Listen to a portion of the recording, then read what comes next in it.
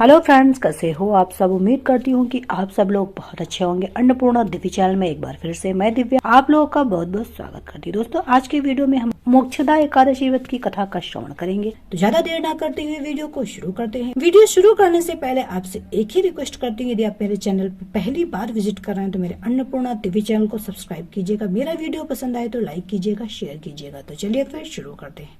धर्मराज युधिष्ठिर कहने लगे कि भगवान, मैंने मार्गशीर्ष कृष्ण एकादशी अर्थात उत्पन्ना एकादशी का सविस्तार वर्णन सुना। अब आप कृपा करके मुझे मार्गशीर्ष मास के शुक्ल पक्ष की एकादशी के विषय में भी बतलाइए। इस एकादशी का क्या नाम है तथा इस व्रत का क्या विधान है, इसकी विधि क्या है, इस व्रत को करने से किस फल प्राप्ति होती, कृपा करके यह विधान पूर्वक मुझसे कहिए।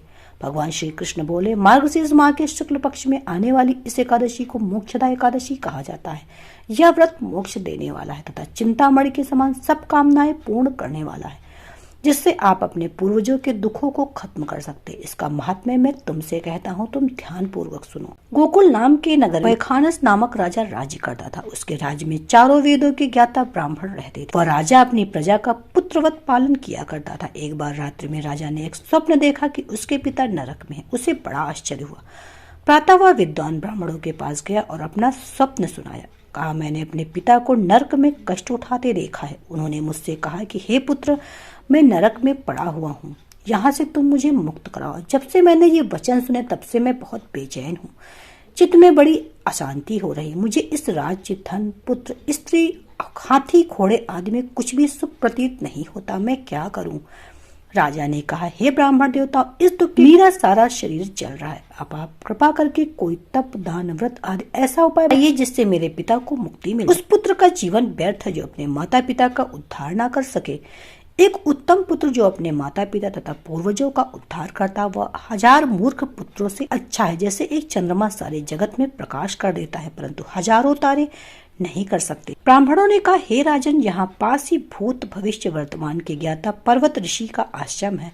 आपकी समस्या का हल वे जरूर करेंगे। ऐसा सुनकर राजा मुनि के आश्रम पे गया। उस आश्रम में अनेक शांत चित्त योगी और मुनि तपस्या कर रहे थे। उसी जगह पर्वत मुनि बैठे थे। राजा ने मुनि को साष्टांग दंडवत किया।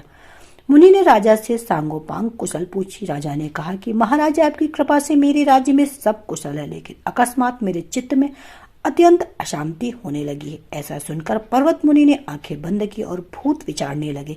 फिर बोले कि हे राजन, मैंने योग बल से तुम्हारे पिता कुकर्मों को जान लिया है। उन्होंने पूर्व जन्म में कामातुर होकर एक पत्नी को रति दी, किंतु सौत के कहने दूसरी पत्नी को रितदान मांगने पर भी नहीं दिया। उसी पाप कर्म के कारण तुम्हारे पिता को नरक में जाना पड़ा। राजा ने कहा, इसका कोई उपाय बताइए। मुनि बोले, हे राजन, आप मार्गशीर्ष एकादशी का उपवास करें और इस उपवास के पुण्य को अपने पिता को संकल्प कर दे। इसके प्रभाव से आपके पिता को अवश्य नरक से मुक्ति होगी। मुनि के ये वचन सुनकर राजा महल में आया और मुनि के कहे अनुसार कुटुंब सहित मोक्षदा एकादशी का व्रत किया। इसके उपवास का पुण्य उसने पिता को अर्पण कर दिया। इसके प्रभाव से उसके पिता को मुक्ति मिल गई और स्वर्ग में जाते हुए पुत्र से कहने लगे कि हे पुत्र, तेरा कल्याण हो।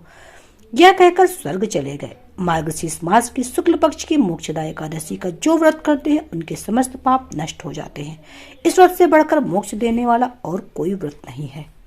इस दिन गीता जयंती भी मनाई जाती है। साथ ही साथ यह धनुर्मास की एकादशी भी कहलाती, अतः इस एकादशी का महत्व कई गुना और भी बढ़ जाता है। इस दिन गीता पाठ का अनुष्ठान प्रारंभ करें तथा दिन थोड़ी देर गीता अवश्य पढ़े। तो दोस्तों, ये थी मार्गशीर्ष मास के शुक्ल पक्ष की मोक्षदा एकादशी की व्रत कथा। उम्मीद है कि आप लोगों को जरूर पसंद आएगी। वीडियो पसंद आए तो वीडियो को लाइक कीजिएगा, शेयर कीजिएगा। चैनल पे पहली बार विजिट कर रहे हैं तो मेरे अन्नपूर्णा दिव्य चैनल को जरूर सब्सक्राइब कीजिएगा। यहाँ पे हिंदू धर्म से जुड़ी कथा कहानी आप लोग को सुनने को मिलती रहेगी। तो मिलते हैं नेक्स्ट वीडियो में नई कथा कहानी के साथ। Subscribe now and press the bell icon. Never miss an update.